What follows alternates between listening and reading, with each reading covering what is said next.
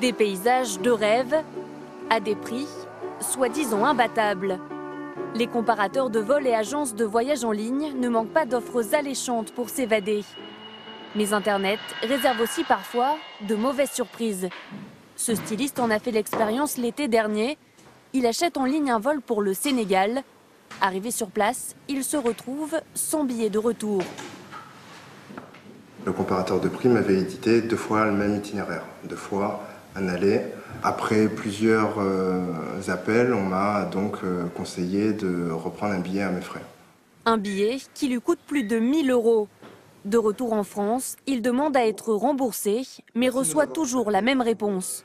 Nous ajoutons ce message à votre dossier qui a été transmis au service concerné pour vous apporter une réponse par email le plus rapidement possible.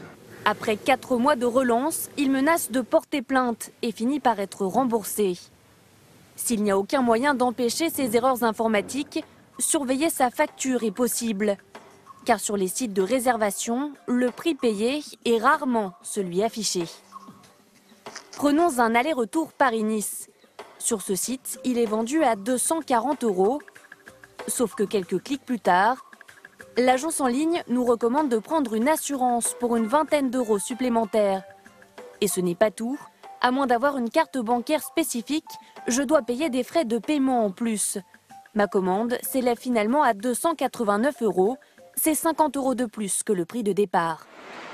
Préparer ses vacances en ligne, c'est aussi se mettre en quête d'un hôtel. Là encore, les voyageurs ne repartent pas toujours avec de bons souvenirs. On a découvert que le petit-déj n'était pas inclus alors que sur le site, il était bien inclus. Voilà. Lors de notre présentation à l'hôtel, il n'y avait pas de réservation à notre nom et donc plus de possibilité de nous loger. Par rapport aux chaises longues et parasols et tout ça, donc normalement c'était compris avec l'hôtel. Or en arrivant là-bas, c'était payant. Pour l'hôtel comme pour l'avion, les meilleures offres ne se trouvent pas forcément sur la toile. Démonstration dans cette association de consommateurs.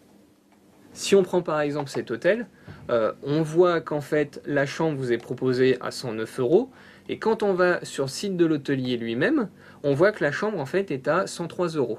Donc c'est un des conseils qu'on peut donner, c'est que à chaque fois où vous voyez un hôtel qui vous intéresse, ne pas hésiter à aller soit sur le site de l'hôtelier, soit directement à contacter l'hôtelier par téléphone pour voir avec lui ce qu'il peut vous proposer. Vérification auprès du même hôtel.